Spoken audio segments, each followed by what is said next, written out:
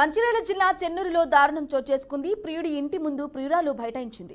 ఎర్రగుంటపల్లికి చెందిన మహేష్ అనే యువకుడు పెళ్లి చేసుకుని మోసం చేశాడని లక్ష్మి అనే యువతి అతని ఇంటి ముందు బీస్మించి కూర్చుంది.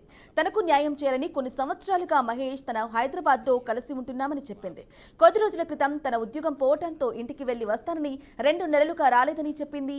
ఇక తన గురించి విచారిస్తే వేరే పెళ్లి చేసుకోవాలని చూస్తున్నాడని ఆమె తెలిపింది. తనకు న్యాయం జరిగేదాకా తాను కదిలే ప్రసక్తే లేదని తేల్చి చెప్పింది.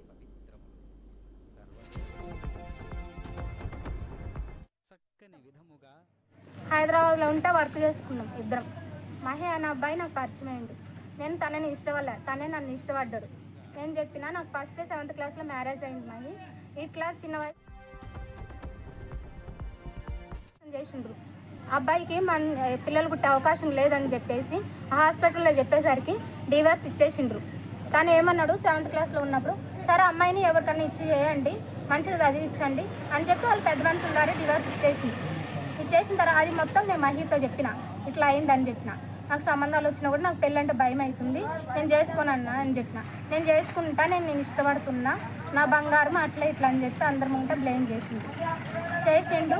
తర్వాత వాళ్ళ అమ్మ నాన్నని వాళ్ళ ఫ్యామిలీని మొత్తాన్ని తీసుకొచ్చిండు. గెస్ట్ అండ్ తీసుకొచ్చి కోడలని పిలిచిండ్రు.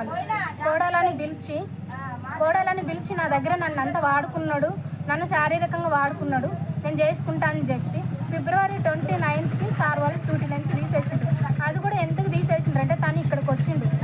అక్కడి నుంచి 20 రోజులు డ్యూటీకి రాలేదు. ఫిబ్రవరికి రాకునుంటే నువ్వు ఇన్ని లెవెలు పెడతావారు అని చెప్పేసి తీసేసిండ్రు. తన్ని తీసేసిన తర్వాత తను ఏం చేసిండు, నాకు చెప్పబెట్టకుండా నా నెంబర్ బ్లాక్ చేసి ఇక్కడికి వచ్చేసిండు.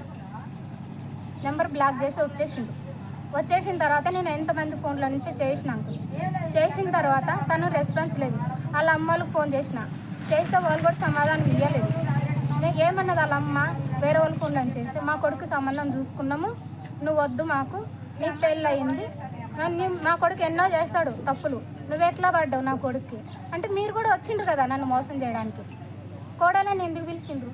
నా గురించి నేను చెప్పుకుంటే అది నా తప్పు అవుతుంది. ఇప్పుడు నా గురించి చెప్పుకుంటే తప్పు అవుతుంది కదా. ఇప్పుడు చెప్పిన మొత్తము ఏమన్నారు, మీ అమ్మ వాళ్ళని ఒప్పించుకున్నారు. మా అమ్మ వాళ్ళని ఒప్పించుకోవడానికి ప్రయత్నం చేసిన, వాళ్ళు ఒప్పుకోలేదు. అమ్మ మన ఆంధ్ర తెలంగాణ అని చెప్పిండ్రు. మీరు ఒప్పుకోకపోయినా నాకు వాళ్ళే కావాలి, ఎందుకంటే నేను శారీరకంగా మోసపోయినా, చాలా లాస్ అయినా. వాళ్ళు నన్ను మంచిగా చూసుకున్నారు, నన్ను వాడుకున్నారు, నా డబ్బు తిన్నారు. నేను శాలరీ కూడా మా వాళ్ళతో ఏమని చెప్పిన, ఎక్కువ శాలరీ అయినా తక్కువ అని చెప్పిన. ఇట్లా నేను వీళ్ళకి కూడా మాట ఇచ్చిన, ఆంటీ మీకు ఇల్లు లేదన్నారు కదా, ఇల్లు కట్టించుకోవాలంటున్నారు. మహి చెప్పిండు. సరే తన శాలరీ నేను చెప్పిన, మహి నీ శాలరీ మొత్తం మీ అమ్మ వాళ్ళకి పంపించేయి, మేము హైదరాబాద్లో ఉంటాం. జరిగినప్పుడు వీళ్ళిద్దరు బరోబర్ అయినాడా, మాట్లాడుకున్నాడా, మున్సిపల్ ఆఫీసర్ అయింది, ఎక్కడైనా అయిపోయింది. అప్పుడే క్లియర్ చేస్తాను.